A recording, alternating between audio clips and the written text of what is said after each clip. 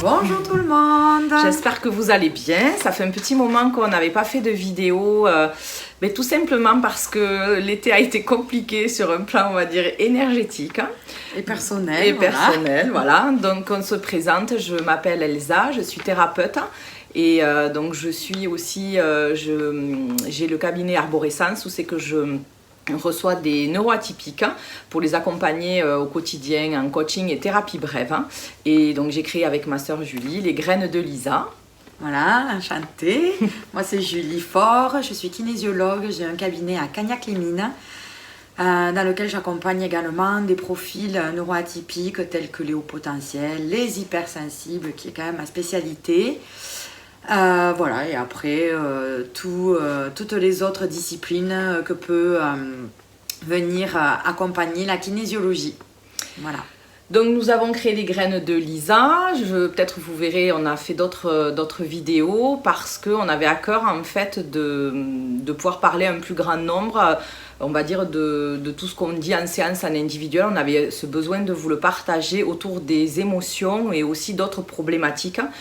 Problématiques qui touchent un peu à tout, la parentalité, les vêtements, tout, la vie en société, les amours, les relations, la scolarité. On avait à cœur de vous partager tout ça. Et pour commencer notre travail, on s'était dit que peut-être faire le point sur chacune des émotions, c'était aussi un bon point de départ, parce qu'on sait que quand on est hypersensible, haut potentiel, multi-10, ou même une personne qui n'a pas forcément sensible, tout simplement, ses sens bien... C'est compliqué les émotions, on ne comprend pas toujours dans cette société qu'est-ce qu'on fait avec des émotions, qu'est-ce qu'elles viennent nous dire, on ne sait pas trop quoi en faire parfois, et nous on avait vraiment à cœur de vous montrer un peu tout notre cheminement personnel, parce qu'on a aussi pas mal galéré, et on galère toujours avec les émotions, il n'y a pas de souci. Oui, parce que mieux les comprendre, ça apporte un petit peu plus de douceur dans notre vie, mais ça ne veut pas dire que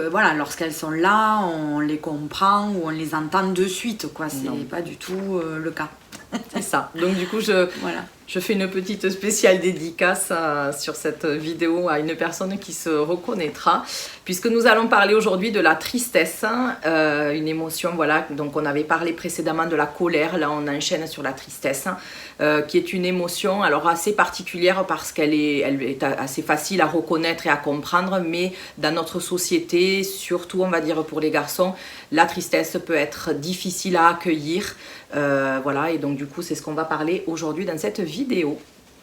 Voilà, donc la tristesse. Quelle est l'information, quel est le message que la tristesse vient nous donner? Elle vient nous dire c'est important. Voilà, c'est important pour moi.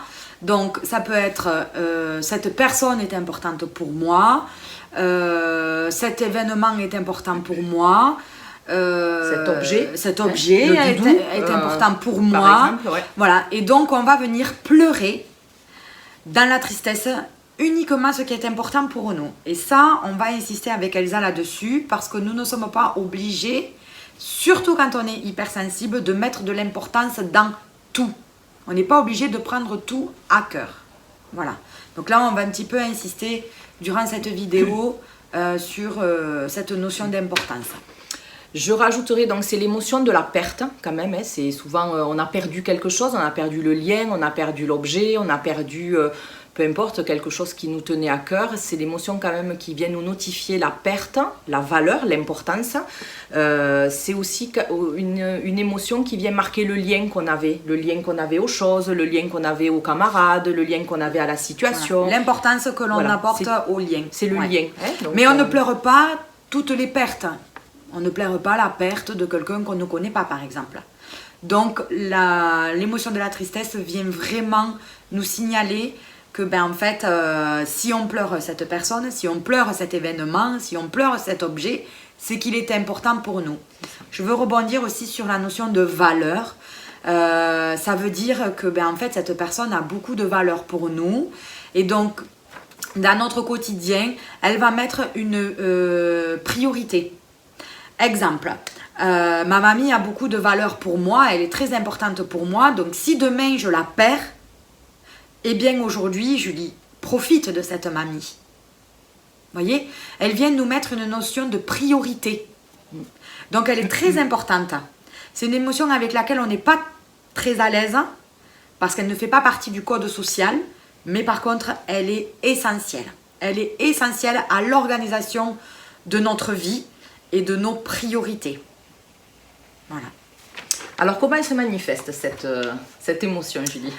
Les larmes. Ouais, les larmes. Ouais, les larmes. Donc, pourquoi les larmes? Donc, c'est tout simplement des larmes, c'est de l'eau avec du sel et ça a vraiment cet effet, en fait, de nettoyage, de purification.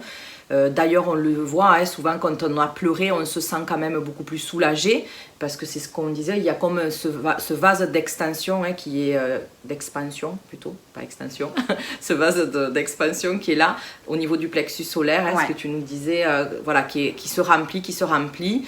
Et c'est vrai que les larmes, quand on vide ce vase-là, on se sent quand même souvent soulagé, vidé. D'ailleurs, hein, quand on a pleuré, souvent on est vidé, on est épuisé, on a envie de dormir.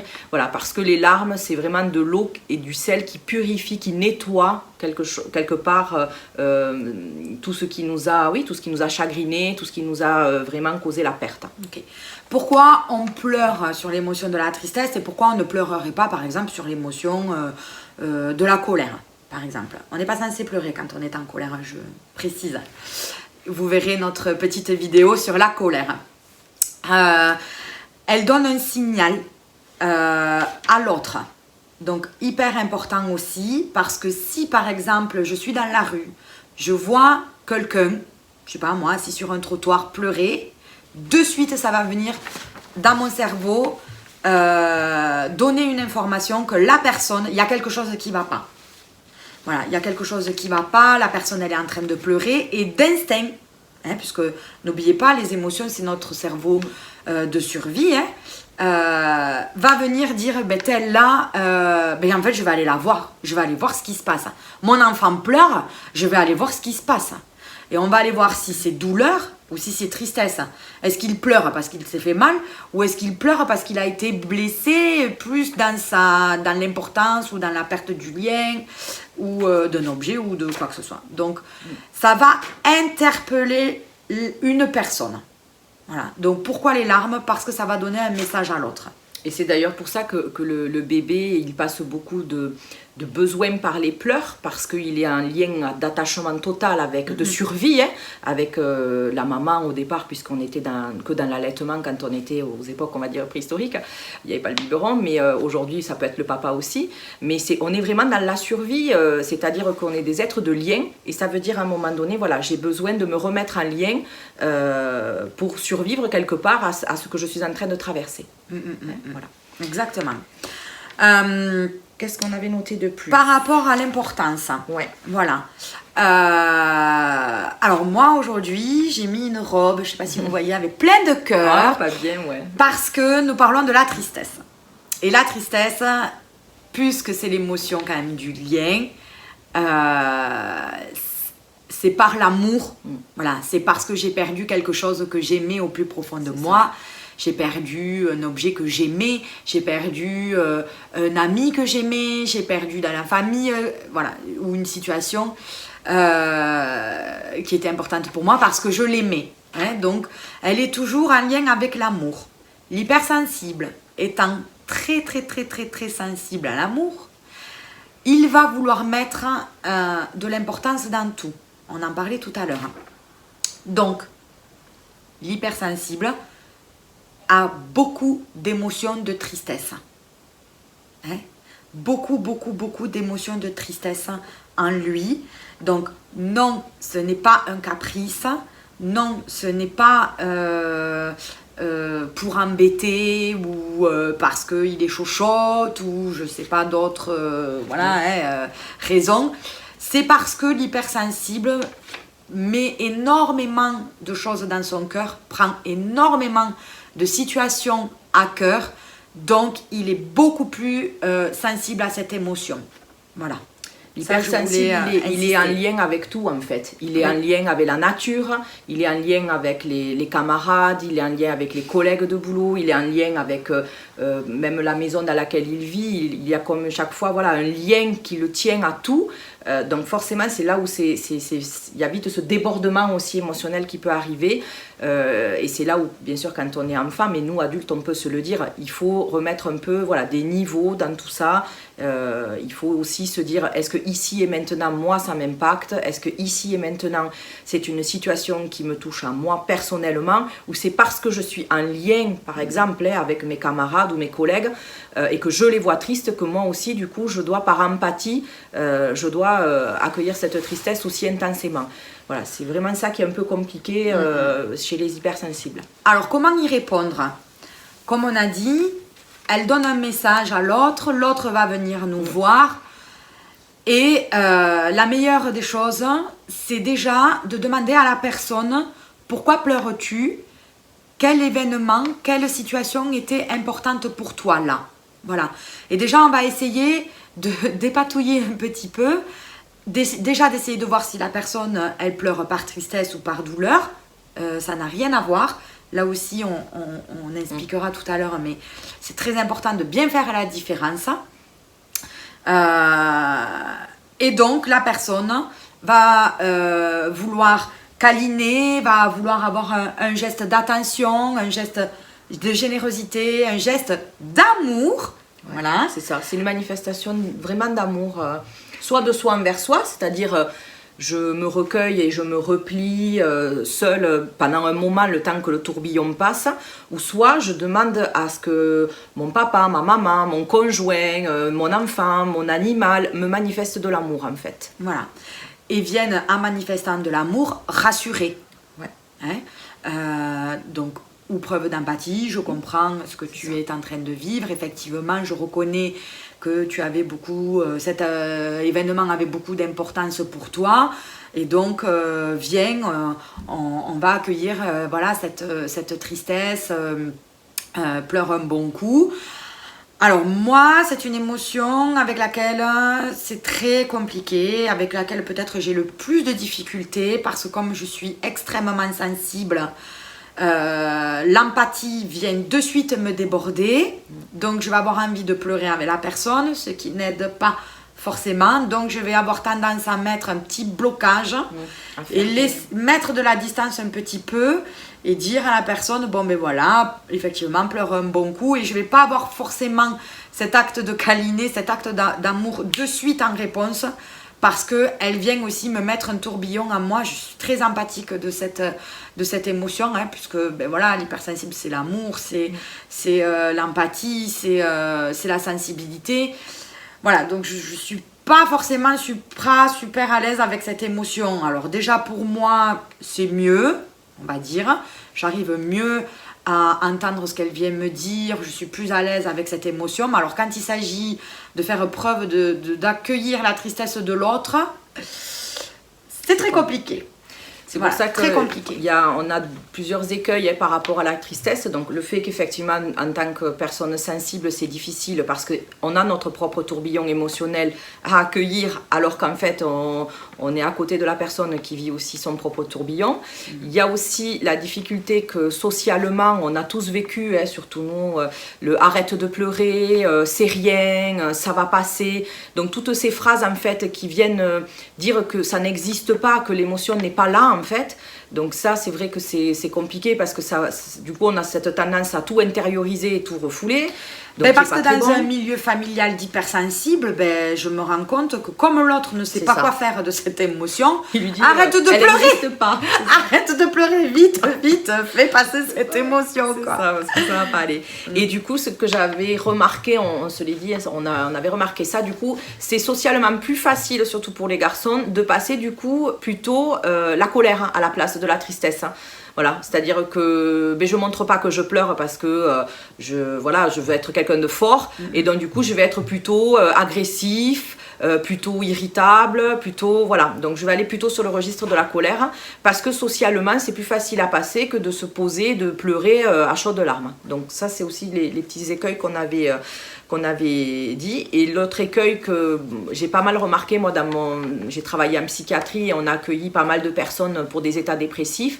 Et en fait, je me suis quand même assez rendu compte que la société donc ne laisse pas trop de place à la tristesse, comme si en fait la tristesse, on avait peur d'y rester toute une vie, donc on lui ferme la porte, mais vient s'installer à la place, on va dire des résidus de tristesse ou des stratégies, on va dire autres que la tristesse, qui peuvent être des états donc de dépression, des états de chagrin intense qui peuvent durer. Moi j'ai vu des personnes voilà, être dans des états dépressifs pendant 20 ans, 25 ans, et quand on remonte le bout du bout, c'est que souvent il y avait eu un deuil et cette étape de la tristesse n'avait pas pu se faire correctement, et c'est pour ça que derrière il restait ces fameux résidus qu'on a appelés même des émotions plus profondes finalement, beaucoup plus profondes, installées profondément. Alors ça, on vous en parlera du deuil, parce qu'effectivement la tristesse fait partie de l'étape du deuil qui parfois lorsqu'elle est bloquée, effectivement on va rester dans un état de dépression, hein, puisqu'on vous rappelle,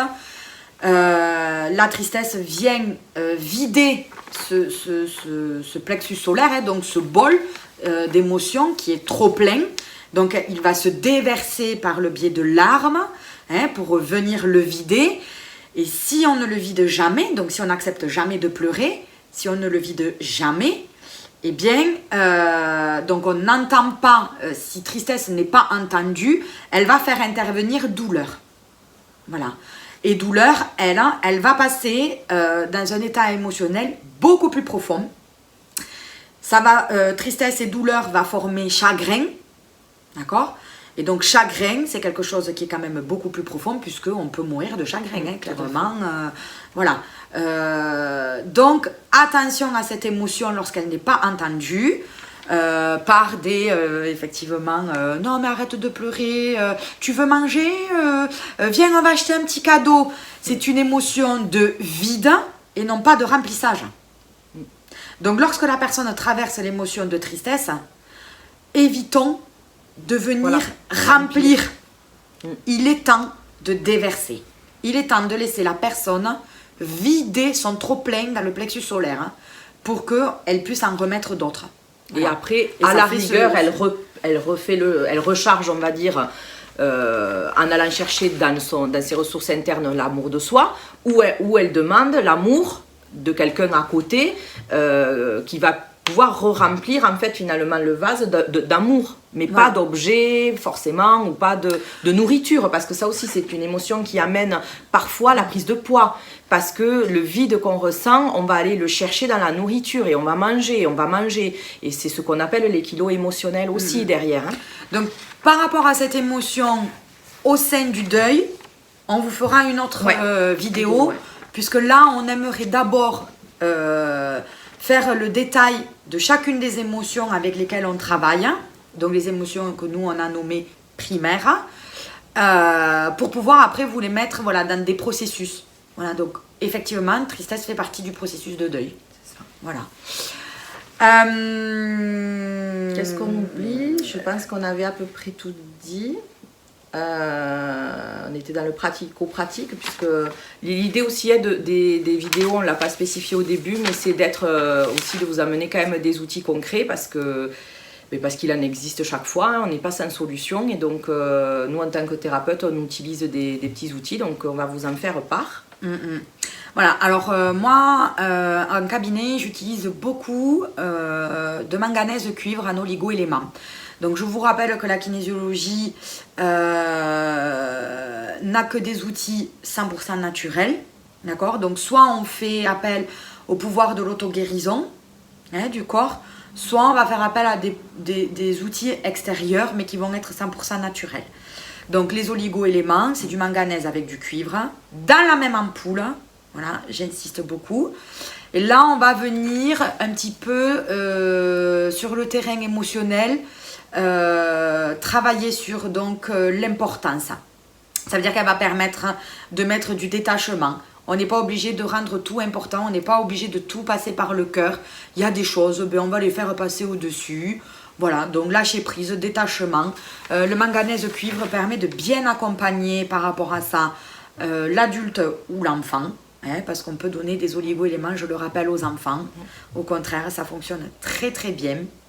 Et donc on va venir dégager ici ce plexus solaire, donc la zone ORL, la zone des bronches, puisque du coup, lorsque ce vase n'est pas vidé, on va le traduire en tout cas dans le maladie, par des maladies ORL, tout ce qui va être en IT, donc bronchite, trachéite, rhinopharyngite, otite, sinusite.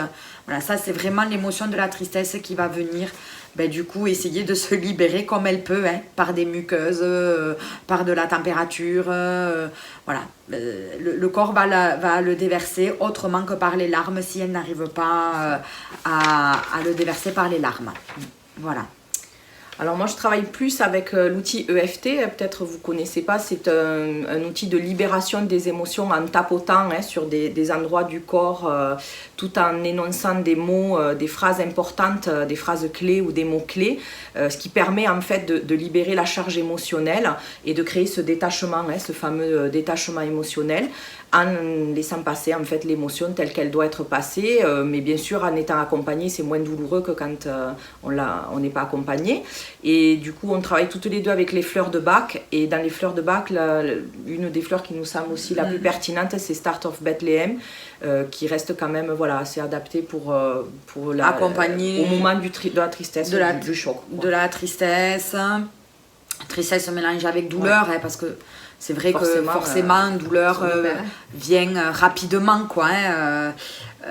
Voilà, et c'est vrai que Star of Bethlehem, elle permet de bien accompagner, de soulager, de réconforter. Voilà. Moi, je voulais préciser quelque chose que, voilà, je parle beaucoup en cabinet parce que je travaille avec un grand nombre d'hypersensibles, et c'est vrai que l'émotion de la tristesse, il y a une forme de pudeur. Et du coup, on n'a pas forcément envie de pleurer devant tout le monde, surtout quand on a beaucoup entendu « Oh là là, tu pleures pour tout, oh là là, t'es chochotte », tout ça. Et pour moi, le pratico-pratique, ça peut être aussi de dire à la personne « Tu as le droit de déverser cette émotion en toute pudeur, que ce soit dans ta chambre, seule.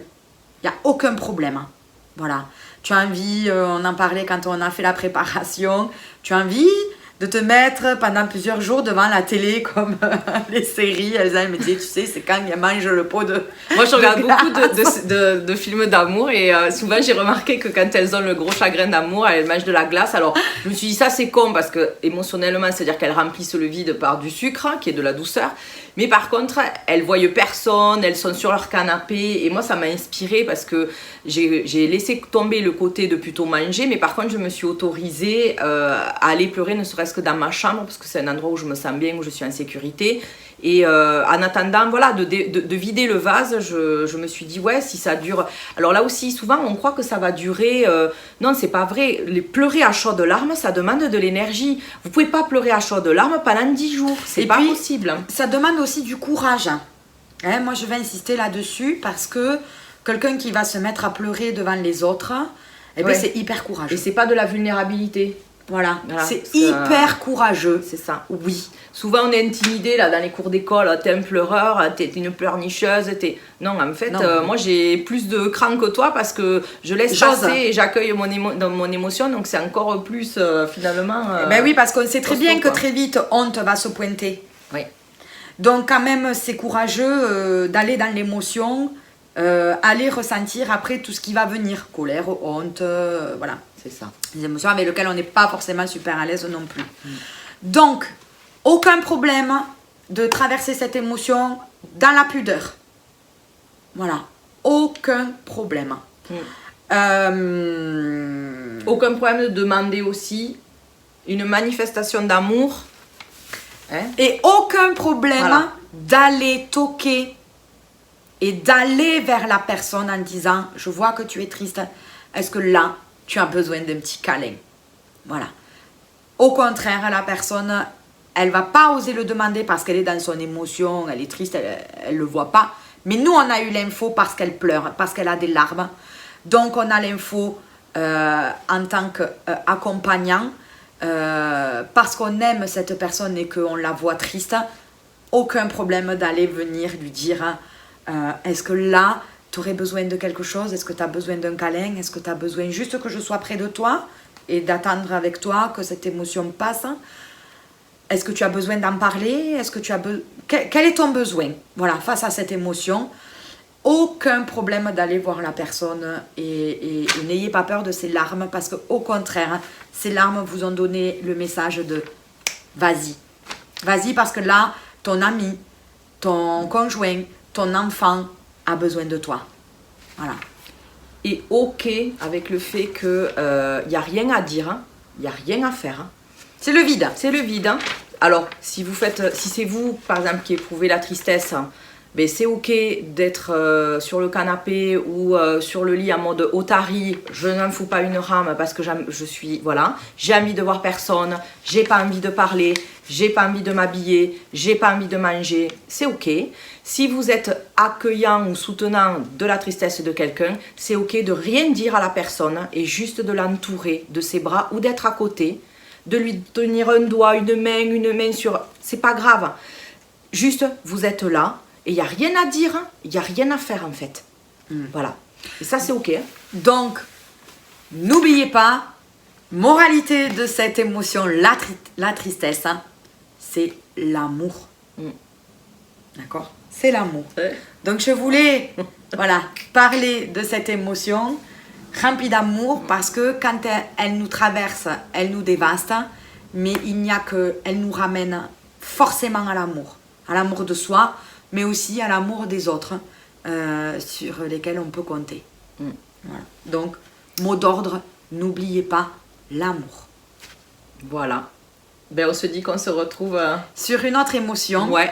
Alors, on n'y a pas réfléchi, mais vu le contexte, je pense que peur sera quand même celle qui va venir faire la suite. Et on essaye de vous promettre de ne pas attendre trop longtemps pour pouvoir en parler. Bon, mais je pense que nous avons bien traversé les tourbillons énergétiques, les tourbillons familiaux, les tourbillons... 2022, c'est... c'est des montagnes russes. Elsa a bien connu la tristesse cet été avec le départ de son grand, 18 ans, c'était le départ de la maison. Moi à la rentrée j'ai 2 enfants multi-10, ça aussi on vous en parlera puisque souvent l'hypersensibilité, le haut potentiel peut être associé de troubles comme les 10. Voilà, donc plein de vidéos sont à venir. Donc ça demande beaucoup d'énergie, beaucoup de temps, beaucoup de dossiers à remplir, beaucoup de rendez-vous. Donc un planning bien chargé. Voilà, donc tristesse c'était vraiment l'émotion, je trouvais, actuelle, parce que voilà, quand on apprend que nos enfants traversent des difficultés, comme on les aime, on est triste pour eux, on est triste pour nous aussi. Voilà, donc tristesse est vraiment l'émotion que nous avons traversée ces derniers mois et on voulait vraiment vous en parler. Voilà, avec le cœur. Avec le cœur, toujours. Pour prendre rendez-vous sur nos cabinets respectifs, dans la description de la chaîne, nous avons mis les liens pour que vous puissiez nous contacter. Vous pouvez aussi mettre dans les commentaires si vous avez des questions. On essaye d'y répondre assez rapidement. Et surtout, on a besoin vraiment que vous nous aidiez à faire fructifier cette chaîne en partageant. Parce que on part vraiment de zéro pour le coup. On ne sait pas faire, on n'est pas des pros.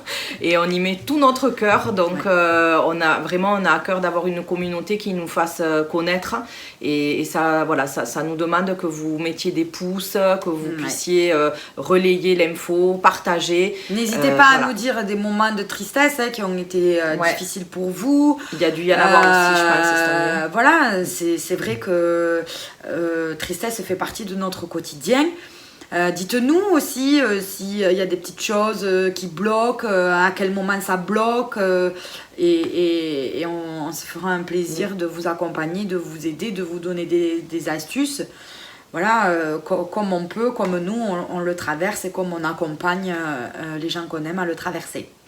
Voilà. On vous fait de gros bisous. Bye bye tout le monde, à très bientôt.